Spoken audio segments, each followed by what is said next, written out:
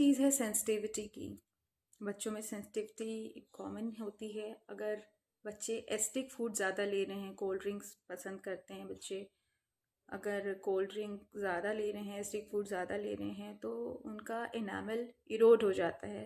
Enamel erosion बोलते हैं इसे। या फिर प्रॉपर ब्रशिंग नहीं कर रहे बच्चे, बहुत प्रेशर के साथ ब्रश करते हैं तो जो दांतों की ऊपर की लेयर होती है जिसे हम इनामल कहते हैं वो हट जाता है और बच्चों में सेंसिटिविटी की प्रॉब्लम डेवलप करने लगती है। तो अगर एसिडिक फूड दे रहे हैं आप बच्चों को तो आपको अवॉइड करना चाहिए और ब्रशिंग करते समय थोड़ा ध्यान दें। बच्चों को प्रॉपर इंस्ट्रक्ट करें कितना प्रेशर यूज़ करना है, ज़्यादा नहीं रगड़ना है और ब्रशिंग से मैक्सिमम 2 मिनट्स के लिए करनी चाहिए।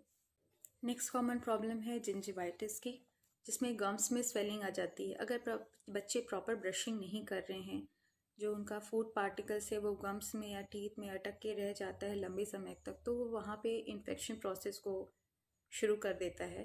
बैक्टीरियल एक्शन होने लग जाता है और इन्फेक्शन बनने लग जाता है। तो अगर ये रेगुलर हो रहा है तो ये जिंजिवाइटिस में रिजल्ट कर सकता है, जिसमें गम्स में स्वेलिंग आ जाती है, रेडनेस आ जाता है और वर्स्ट केसेस में ब्लीडिंग भी होती है गम्स से। तो इससे बचने के लिए प्रॉपर ब्रशिंग है, बस फूड पार्टिकल्स नहीं अटकनी चाहिए।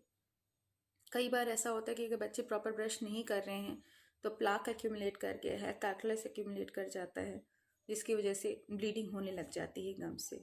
तो बस प्रॉपर ब्रशिंग करिए तो ये प्रॉब्लम आगे नहीं बढ़ेगी। Next is oral ulcers.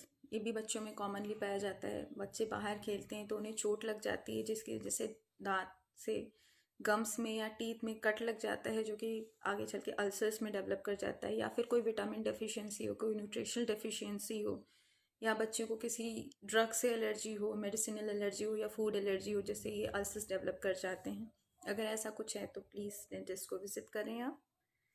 Then it is habits. सिर्फ ऐसा नहीं है कि ये जो डेंटल प्रॉब्लम्स हैं उनकी वजह से ही आपको डेंटिस्ट के पास जाने की ज़रूरत पड़ सकती है। कुछ ऐसे ओरल हैबिट्स भी होते हैं कि अगर उन्हें प्रॉपरली इंटरसेप्ट नहीं किया गया, समय से उनको रोका नहीं गया, तो ये आगे चल के माल ओक्लूशन में डेवलप कर सकते हैं। जो आड़े टेढ़े दांत होते हैं, आपने देखा है बच्चों में, तो उसको ठीक कराने के लिए ऑर्थोडोंटिक ट्रीटमेंट आगे चल के लेना पड़ता है। मोस्ट कॉमन हैबिट्स में कहूँ तो हैं थंब सकिंग है, टंग थ्रस्टिंग है, या फिर ब्रक्सिज्म है, टीथ क्लेंचिंग की हैबिट एंड माउथ ब्रीदिंग। बहुत से बच्चों की ऐसी हैबिट होती है कि वो नाक से सांस लेने की जगह मुंह से सांस लेते हैं। ऐसे में आपका जो फेशियल अपीयरेंस होता है वो इलोंगेट हो जाता है, चेहरा थोड़ा लंबा सा लगने लगता है। और माउथ ब्रीथिंग वाले बच्चों में ड्राइनेस भी रहता है, मुंह ड्राई होने लग जाता है, जिससे कि डेंटल कैविटीज़ वापस से डेवलप करती हैं। सेकेंड, टंग थ्रस्टिंग। कुछ बच्चों की हैबिट होती है कि अपनी टंग से वो दांतों को बाहर की ओर पुश करते रहते हैं।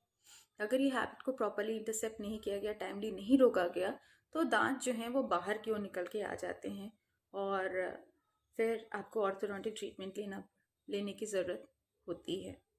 या फिर थंब सकिंग की हैबिट है, ये भी बहुत कॉमन हैबिट है बच्चों की। अंगूठा चूसना, बहुत से बच्चे मुंह में अंगूठा रख के चूसते हैं। तो उससे जो आपका पैलेट होता है, पैलेट पे बहुत ज़्यादा प्रेशर पड़ता है और डीप हो जाता है पैलेट, दांत बाहर की ओर निकल आते हैं। तो ये सारी चीज़ें आपका माल ओक्लूशन डेवलप करता है और अगर आप टाइमली नहीं रोका तो फिर आपको आगे चल के ऑर्थोडोंटिक ट्रीटमेंट की लेने की ज़रूरत हो सकती है। और सिर्फ हैबिट्स ही नहीं, अगर दांत जो डेसिडुअस दांत हैं, मतलब जो दूध के दांत हैं, अगर वो टाइमली उनका आने का, निकलने का और गिरने का एक प्रॉपर टाइम होता है, अगर वो अपनी टाइम के पहले गिर जाते हैं या फिर अगर ख़राब होके वो उन्हें निकालना पड़ जाता है, तो वो भी आपका मॉल ओक्लूशन आके चल के क्रिएट कर सकता है।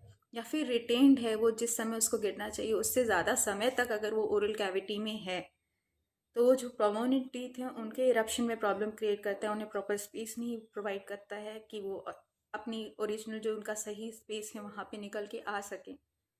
तो ऐसे में माल ओक्लूजन डेवलप करता है, जिसके लिए आपको ऑर्थोडोंटिक ट्रीटमेंट लेना पड़ता है। ये सब कुछ कॉमन प्रॉब्लम्स हैं जो बच्चों में देखने को मिलती हैं। और अगर आपके बच्चे में ऐसी कोई भी हैबिट जो मैंने बताई है, इनमें से कोई भी हैबिट है या फिर कोई ऐसी प्रॉब्लम है तो आपको डेफिनेटली एक डेंटिस्ट की ज़रूरत है। आपको अपने बच्चे को डेंटल विजिट के लिए लेके जाना चाहिए और उसका टाइमली ट्रीटमेंट कराना चाहिए ताकि आगे चल के उसकी कोई और मेजर प्रॉब्लम ना डेवलप करे। होपफुली ये वीडियो आपको हेल्प किया होगा। Thank you so much.